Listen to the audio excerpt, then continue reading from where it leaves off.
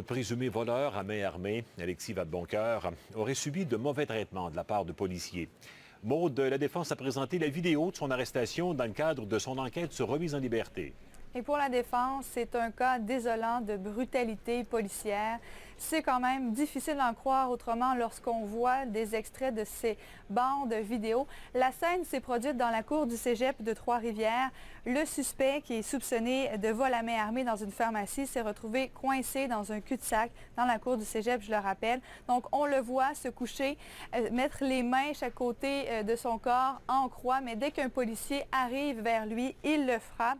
Je vous rappelle que dans cette histoire, la ville de Trois-Rivières a suspendu 3 policiers, les agents Dominique Pronovo, Marc-André Saint-Amand et Kevin Deslauriers et une policière, l'agente Barbara Provencher. Ils ont tous asséné des coups de pied, des coups de poing. Le suspect a le visage blessé, une dent brisée, les chevilles, les poignets également tordus. Puis la policière, l'agente Barbara Provencher, lui a agrippé les testicules et en même temps crié des injures. Donc, Alexis Vadeboncoeur, qu'on a vu aujourd'hui dans le box des accusés, a encore des marques de cette arrestation, notamment à l'intérieur d'une cuisse. Il porte la marque d'une botte des policiers.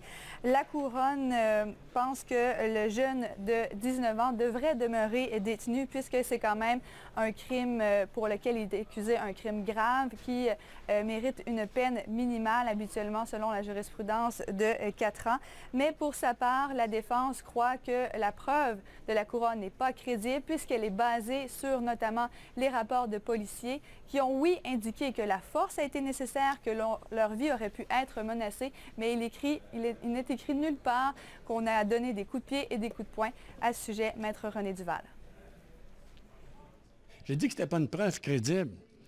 On va faire témoigner des gens qui manifestement ont menti dans leur rapport. Alors écoutez, personnellement, je ne trouve pas que c'est une preuve crédible.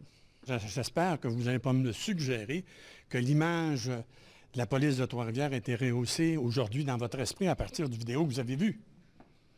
C'est scandaleux ce qui s'est passé.